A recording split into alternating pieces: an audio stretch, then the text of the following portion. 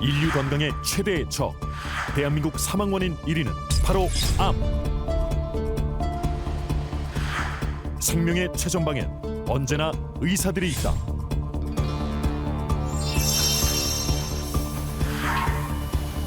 지난 37년간 위암 수술 1만 1,500건, 위암 권위자 노성훈 교수.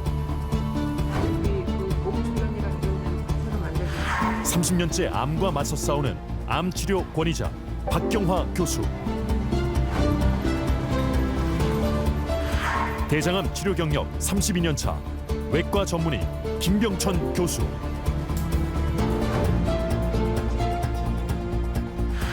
전 국가대표 축구팀 팀닥터 재활의학과 전문의 나영무 박사.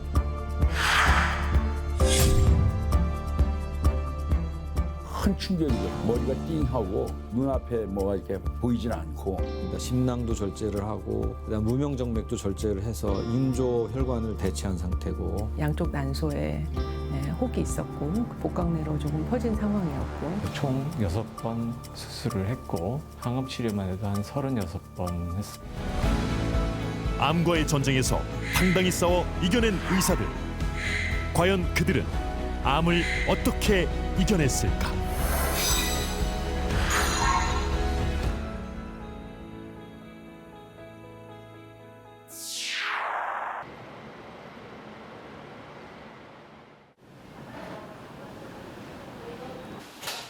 노성훈 교수는 오늘도 위암 환자를 살리기 위해 생명의 최전선에 선다. 의사 생활 37년. 5년 전 정년 퇴직을 했지만 여전히 특임 교수로 1년에 4, 50회 진행성 위암 환자들의 수술을 직접 집도하고 있다. 세계적으로 인정받는 SCI급 논문을 300편 이상 쏟아내며 한국의 위암 수술 수준을 세계 최고 반열로 끌어올린 노성훈 교수. 하지만 정작 그에게 다가온 불청객을 막진 못했다. 그러니까 진단받기 한 3, 4년 전부터 목소리가 조금 좀 약간 변했는데 그 목소리가 점점 조금 쉰 목소리가 나왔어요. 제가 2014년 10월 말 11월 초에 러시아에 이제 블라디보스톡에 제가 초청을 받아서 학교에 가서 강의하고 뭐 이러러 갔는데 그러고서 한국에 올 때 됐는데 목소리가 완전히 나오질 않을 정도로 꽉 막혔어요. 이게 쉬고. 지금으로부터 9년 전 노성훈 교수에게 찾아온 것은 후두암. 공기와 음식물의 통로 역할을 하는 후두에 암이 생긴 것이다. 여기 보이죠? 여기 방사선 치료 여기가 이제 그 피부 방사선 치료를 한 15번, 한 20번 뭐 이렇게 뭐 지나다 보니까 여기가 이제 짓물이 인다고 그러죠. 그래서 여기 짓물이 막 나고 또 식도 쪽도 헐어가지고 이제 후두암을 치료하다 보니까 그 바로 뒤에가 이제 식도가 있으니까 그 식도가 헐어가지고 물도 잘 삼키지 못하고. 의사로서 쉼없이 달려온 시간. 막상 암 판정을 받았을 땐 주체할 수 없는 감정이 그를 힘들게 했다. 지금 그 지나온 날들이 다 주마등처럼 지나가면서 내가 살아온 거에 대한 어떤 후회, 내 자신에 대한 분노, 내가 그때 왜 검진하던 거를 2, 3년 전에 이제부터 안 했거든요. 그러니까 그때 했었으면 초기에 발견하고 빨리 뭐 치료가 되고 그랬을 텐데 이걸 한 2, 3년을 그냥 등한시했으니까 그런 거에 대한 나에 대한 분노죠.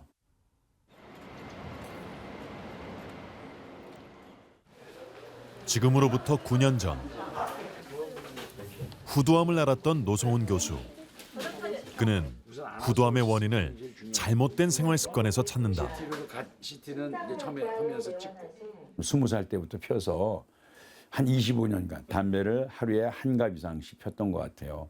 그게 아마 가장 큰 원인이었던 것 같고, 그리고 이제 젊었을 땐 또 술도 많이 마시고 그러니까 그런 술 담배가 원인인 것 같고.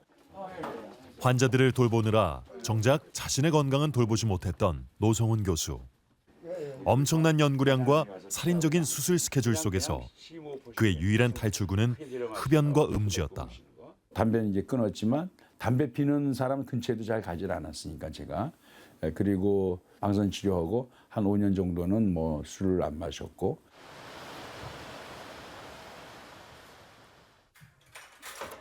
노성훈 교수는 현재 아들 며느리와 함께 살고 있다. 무엇보다 달라진 건 식습관이다. 신선한 해산물과 채소 위주의 식단. 그중에서도 식사 때마다 빼놓지 않는 것이 바로 생선이다. 간을 조금 밍밍하게 하려고 노력 중이고, 그리고 등푸른 생선, 그 생선 위주로 좀 많이 내놓으려고 좀 노력 중인 것 같아요. 노성훈 교수의 후두암 투병 이후 가족들마저 건강한 식습관을 갖게 되었다.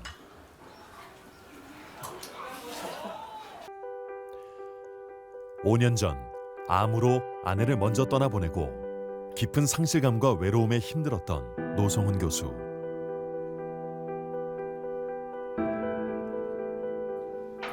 아들 며느리와 함께하는 시간들은 노성훈 교수에게 정서적인 안정감을 주고 있다.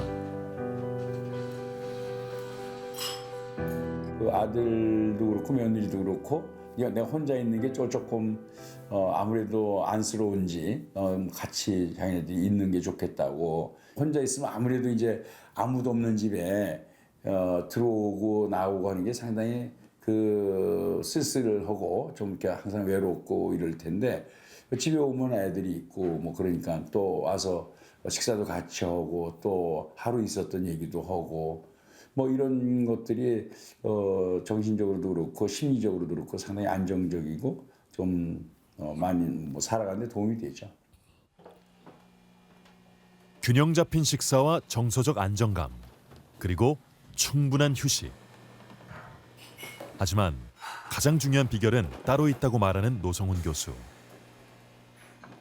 제가 이제 다른 그 암 환자분들이나 이런 분들한테도 얘기하는 게, 지금은 뭐 인터넷도 많고 유튜브니 뭐 이런 데서도 뭐 많은 그런 그 치료에 대한 얘기도 나오고 진단에 대한 얘기도 나오는데, 그거보다는 본인을 처음에 진찰하고 또 검사를 하고 치료해 준 그 주치의의 의견에 따라서 잘 따르는 것이 병을 이겨내는, 암을 이겨내는 첩경이다, 이렇게 저는 생각을 합니다.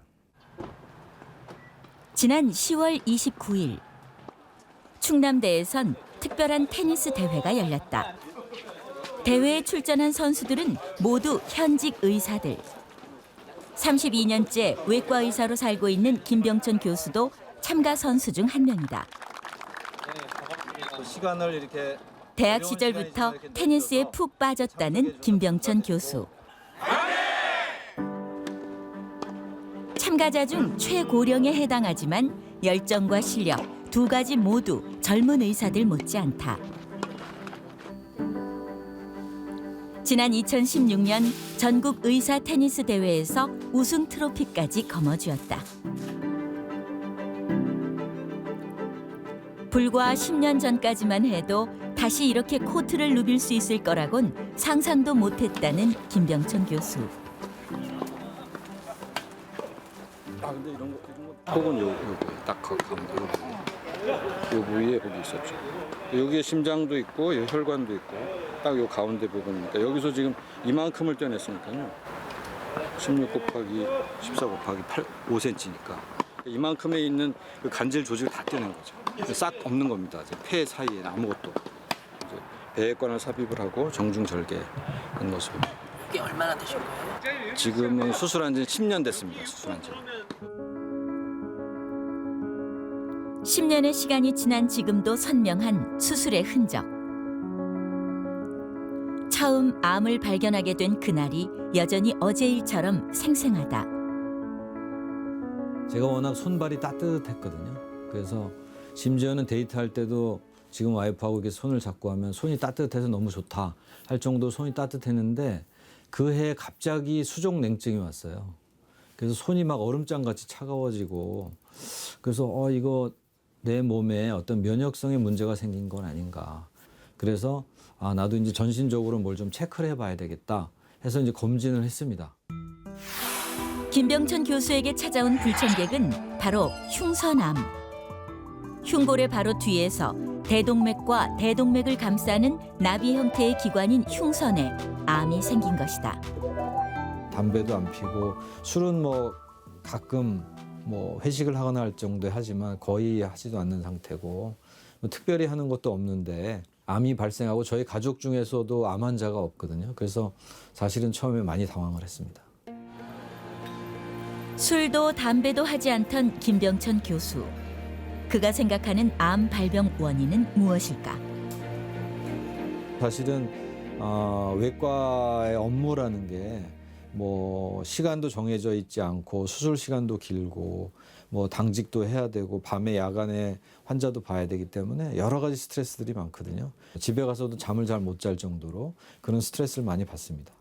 생존율 30%의 흉선암 3기. 수술과 항암 치료를 마치자마자 병원으로 돌아온 건 자신을 기다리는 환자들 때문이었다. 요건 괜찮으시죠? 예. 가끔도 요하고 요쪽에 요랬다. 지금 검사는 괜찮으시니까 예. 다 괜찮으실 것 같습니다. 예. 교수님 덕분에 네. 안 아팠어요. 예. 운동 많이 하시고 예. 이제 식사 이렇게 잘 나눠서 하시면 예. 잘 회복되실 겁니다.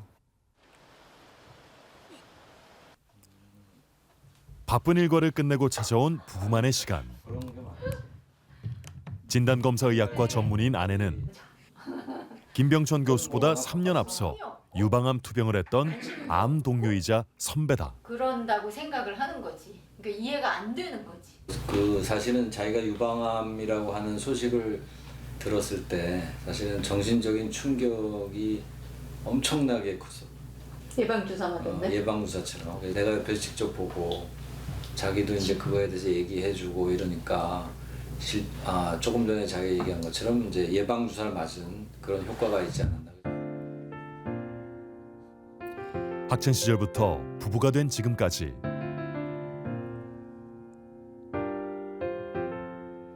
좋은 일도 힘든 일도 함께해온 부부. 하지만 아내 유방암 투병 중 찾아온 남편의 흉선암 3기 선고는 충격 그 자체였다.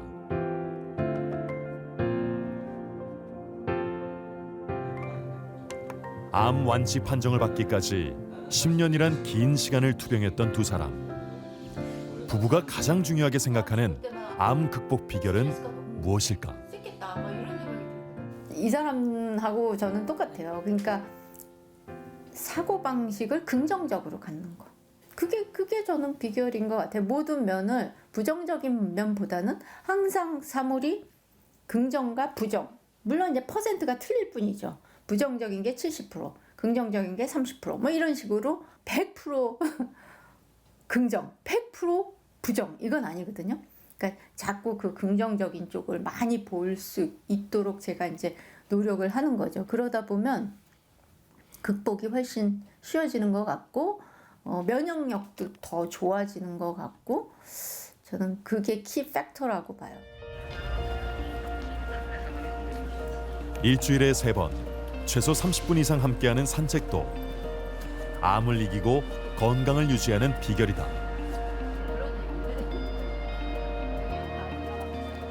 특별한 경우가 아니라면 함께하는 저녁 산책. 부부에게 암은 어떤 의미였을까? 암을 앓고 얻은 점이라고 하면 오히려 그 전보다 인생을 더 고귀하게 생각하는 시간을 나에게 주어진 시간에 대해서 그전에는 그냥 시간을 보냈었거든요. 사실 물론 일은 하고 했지만 근데 암을 겪고 난 이후에는 내가 한 해, 하루, 일주일, 뭐 한 달을 보내는 데 있어서 좀 더 의미를 갖고 이걸 보내야 되겠다 하는 생각을 많이 하거든요. 이렇게 살아있다는 건 또 그만큼 세상에 대해서 많은 일을 하라는 메시지가 아닌가 그런 생각을 합니다. 그래서 모든 일에 감사하면서 더 열심히 살아야겠다 이런 생각을 하죠. 암 환자들의 치료 방향을 설정하고 약으로 암을 치료하는 종양내과.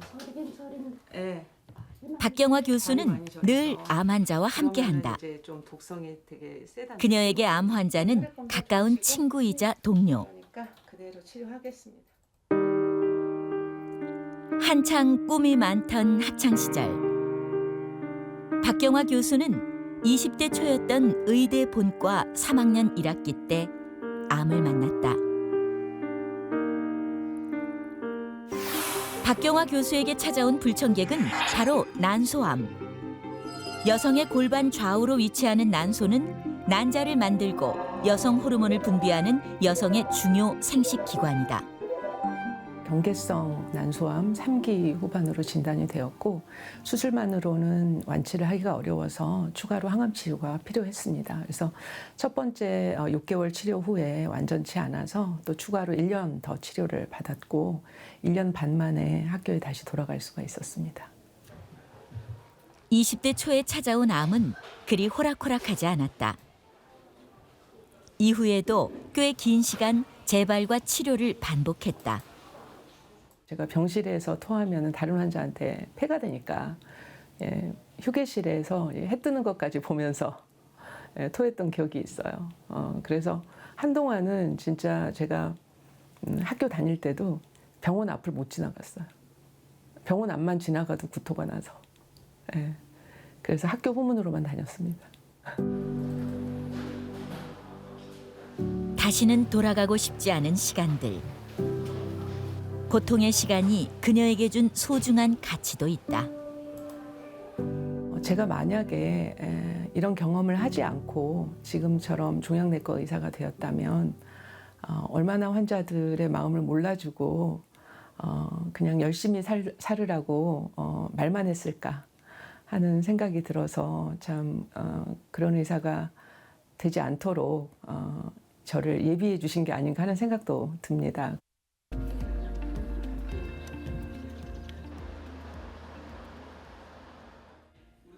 의대 시절 난소암을 겪었던 박경화 교수.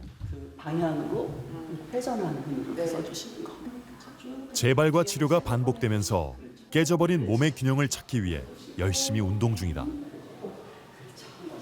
제가 이제 그동안 암 치료하면서 수술도 받고 또 방사선 치료도 하고 그래서 사실은 어깨나 이런 데 균형도 깨져 있고 이 근력이 좀 빠진 부분도 있고 또 관절이나 이런 데 유착 같은 게 생겨서 가동 범위가 좀 안 나오는 부분도 있고 그래서 생활에 불편함이 좀 많았어요. 근데 평소에 제가 안 쓰는 근육들이 훈련이 되고 그러면서 몸의 균형도 많이 좋아지고 제 주변에 있는 분들이 제가 어깨 균형이 많이 좋아졌다고들 말씀하세요.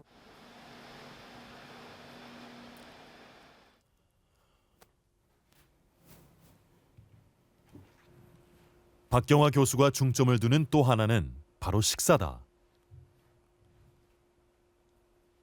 가볍게 먹는 것을 원칙으로 하되 5가지 영양소가 골고루 들어가도록 식단을 짠다. 저는 이제 평소에는 집에서 만든 요거트에다가 아몬드 한 10알 정도 넣어서 먹고요. 그다음에 계란 하나를 이제 먹습니다. 근데 그 계란은 조금 건강하게 키운 닭에서 키운 계란을 먹고 있고 사실 미리 삶았다가 아침에 그냥 꺼내 먹어요. 그다음에 이제 과일 한두 쪽 먹고 이게 아침 식사고요. 그래서 오늘같이 병원에 아침에 안 가는 날은 이제 잡곡빵 한 조각 정도를 같이 먹고 이제 운동 같은 거 할 때 좀 에너지원이 필요하니까 잡곡빵 한 조각 정도 먹고 있습니다. 암을 극복하는 데 있어서 식이는 가장 중요한 요소 중 하나다. 고도의 가공식품인 초가공식품의 섭취가 암 발생에 얼마나 관여하는지 알아보는 장기 코호트 연구에서 초가공식품의 비율이 10% 증가할 경우 전체 암 발병 위험이 12% 증가하는 것으로 나타났다. 균형 잡힌 식단만큼 중요한 것이 또 있다. 바로 정신 건강이다. 암 환자들 중 40% 정도가 경험하게 된다는 우울증. 처음 진단됐을 때도 굉장히 많이 힘들고 치료 후에도 불안감에 많이 시달립니다. 재발에 대한 불안감. 한번 재발했을 때 겪는 절망감은 처음 암 진단됐을 때 절망감보다 훨씬 큰 것 같아요. 그래서 그것은 거의 대부분의 환자들에서 공통적인 것 같고요. 긴 치료 기간과 극심한 통증이 불러오는 암 환자들의 우울증은 사망률을 무려 39% 가까이 올리는 것으로 나타났다.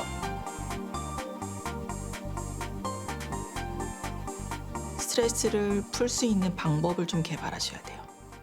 나는 옛날에 힘든 일이 있었을 때 어떻게 했더니 기분이 괜찮아졌더라. 이런 걸 좀 떠올려 보셔야 돼요. 그때 기분이 좋았던 방법이 지금도 기분이 좋을 방법일 가능성이 많습니다. 손쉽게 할 수 있는 걸로 이완 훈련이 있는데요. 손을 가슴에 얹고 한 손은 배에 얹어서 이 손은 움직이지 않고 배에 있는 손만 움직이게 숨을 천천히 들이쉬고 내쉬고 해보실 수가 있습니다.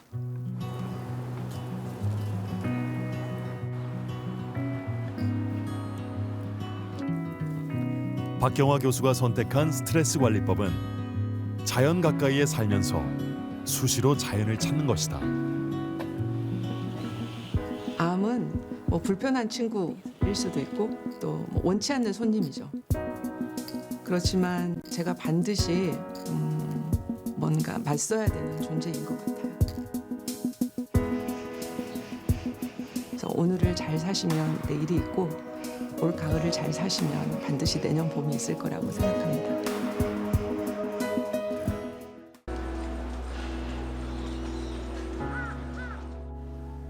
재활의학과 전문의 나영무 박사는 국내 스포츠 재활의 선구자급이다.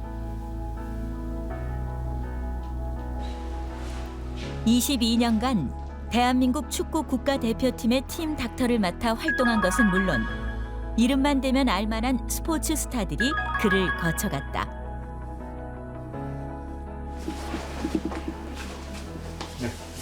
하지만 불과 5년 전만 해도 다시 진료를 볼 수 있을지 장담할 수 없던 상황. 하루하루가 그에겐 꿈만 같다. 2018년도 초기에 이제 치질 증상이 있어서 이제 치질 수술을 받았는데 증상이 이렇게 뚜렷한 호전이 없어서 그래서 이제 대장 내시경을 바로 했더니 그때 이제 대장에서 이제 암이 발견됐죠. 소화의 마지막 과정을 담당하고 있는 대장은 충수와 맹장, 결장과 직장, 그리고 항문관으로 나뉘는데 나영무 박사의 경우 대장의 끝부분인 직장에서 암이 발견된 것이다.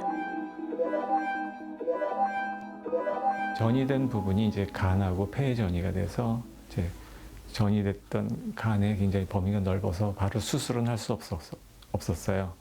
그래서 이제 항암 치료를 먼저 한 7배 정도 해서 암 사이즈를 줄인 다음에 그런 다음에 이제 간 수술을 했고 그다음에 대장 수술했고 또 폐 수술하고 그다음에 끝나고 또 항암 치료하고 또 재발을 해서 또 간 수술하고 폐 수술하고 그렇게 해서 총 6번 수술을 했고 항암 치료만 해도 한 36번 했습니다. 대장뿐만 아니라 간과 폐까지 암이 전이된 상황에서 생존율 5%의 기적을 일궈낸 나영무 박사. 언젠간 암에 걸릴 거라고는 생각을 했어요. 왜냐하면은 이제 부모님 다 두 분 다 이제 암으로 돌아가셨기 때문에 걸리리라고 생각을 했는데 이제 뭐 제가 걸리더라도 뭐 간이라든지 뭐 폐 이런데 생길 거라고 생각을 했는데 대장은 생길 거라고 생각을 못했어요. 그래서 다른 데는 다 검사를 했는데 대장만 유독 검사를 좀 빠뜨렸던 것 같아요. 직장은 물론 간과 폐까지 전이되었던 직장암 4기. 총 6번의 수술과 36번의 항암 치료를 이겨낸 재활의학과 전문의 나영무 박사. 생존율 5%의 기적을 몸소 보여준 그가 힘겨운 수술과 고된 항암을 반복하면서도 절대 놓지 않은 것 바로 운동이었다. 수술하고 나서 체력이 급격하게 떨어졌을 때 항암을 하니까 못 견디겠더라고요. 그래서 그때부터는 이제 조금이라도 어떻게든지 움직이는 거죠.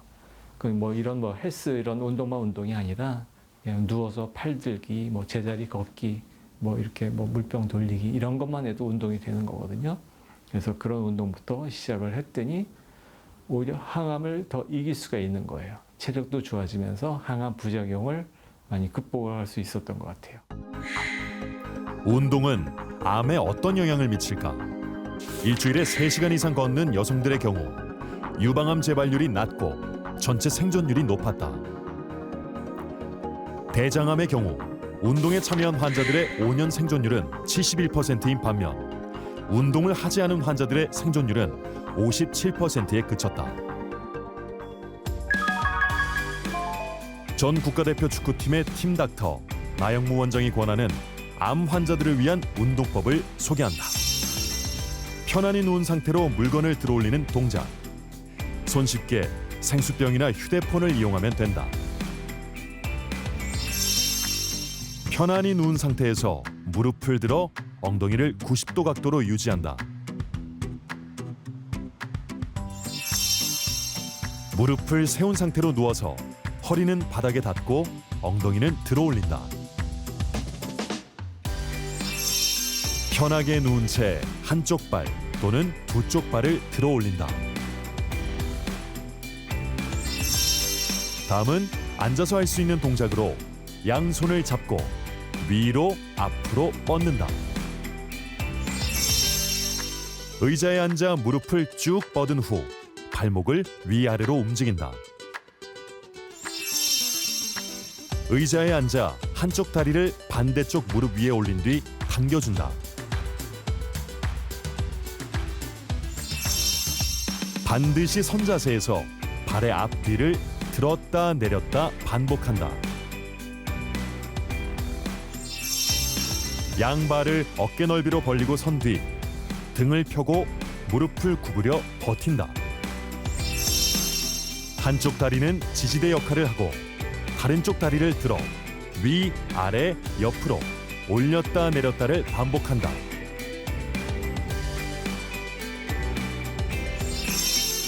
한 발은 앞으로, 한 발은 뒤로 한 채 앞으로 내민 다리는 무릎을 구부리고 뒤로 뺀 다리는 반드시 펴는 동작을 반복한다.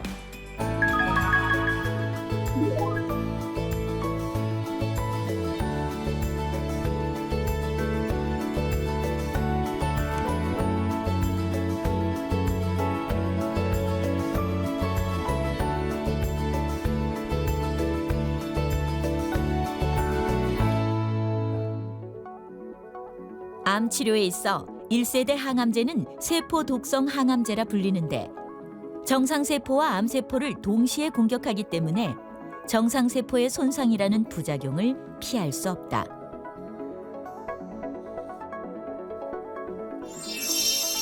(1세대) 항암제인 세포 독성 항암제의 단점을 극복한 것이 2세대 항암제로 불리는 표적 치료제다.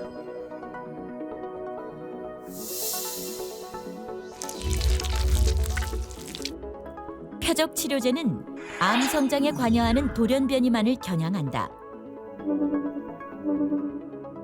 암세포 표면에는 상피세포 성장인자가 분포하는데 이 수용체에 돌연변이가 생기면 암세포는 계속 증식한다. 표적 항암제는 성장인자 수용체에 달라붙는 약물로 암세포 증식의 스위치가 켜지지 않도록 막는 역할을 한다.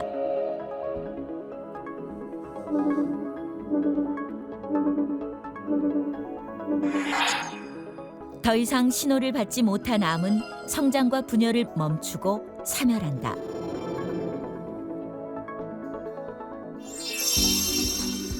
(3세대) 항암제는 바로 면역 관문 억제제라 불리는 면역 항암제다.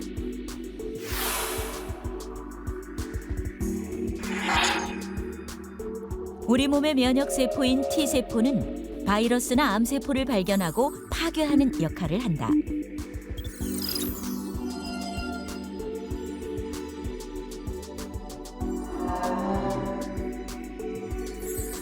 만약 암세포라고 판단되면 즉시 공격해서 파괴해야 하지만 이 과정에 또 하나의 관문이 존재한다. 암세포는 PD-L1이라는 물질을 만들어내는데 이것이 T세포의 수용체 PD-1과 결합하면 T세포는 암세포를 보고도 공격하지 않게 된다. 마치 경찰이 도둑을 보고도 잡지 않는 경우와 같다. 면역 관문 억제제라 불리는 면역 항암제는 암세포의 PD-L1이 T세포의 PD-1과 결합하지 못하도록 먼저 찾아가 결합함으로써 T세포를 활성화시켜 암세포를 공격하게 만든다. 암 치료에 있어 정밀의학이 점점 중요해지는 이유는 암을 일으키는 돌연변이가 사람마다 다르기 때문이다. 특히 유전자 분석을 통해 암을 조기에 발견할 수 있다는 점에서 최근 들어 크게 주목받고 있다.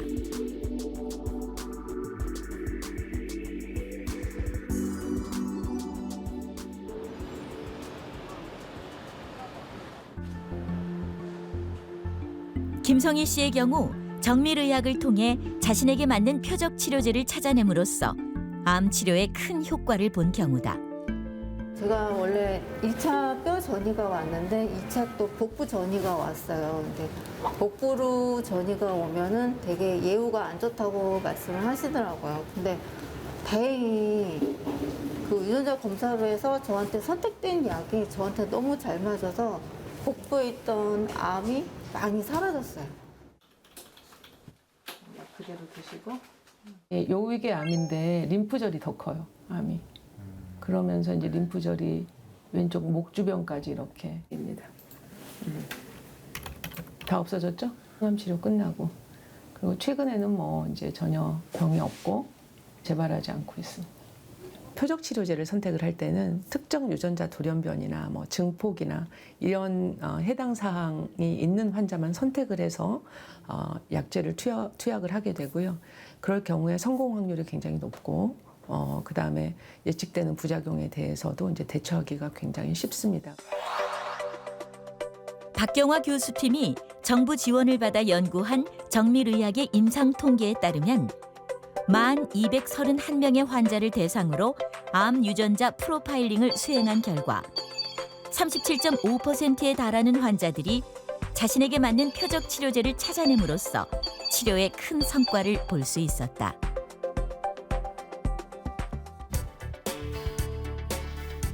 암 진단은 일반적으로 조직 생검을 통해 이루어진다.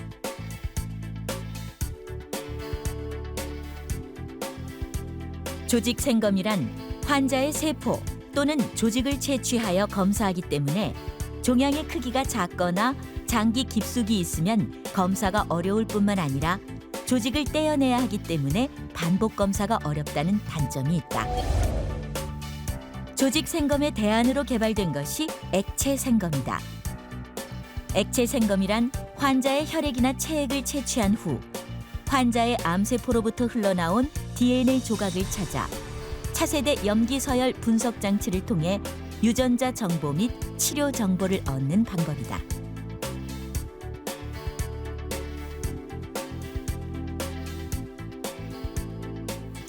우리 몸의 모든 세포는 증식하면서 이제 그 세포가 갖고 있는 유전자 DNA를 밖으로 방출하거든요. 그래서 이제 혈액을 이용하면은 그 암이 있으면 암세포에서 DNA가 혈액으로 나오겠죠. 그래서 이제 혈액을 이용해서 저희가 암세포가 있다 없다, 암이 있다 없다를 이제 판단하게 되는 겁니다.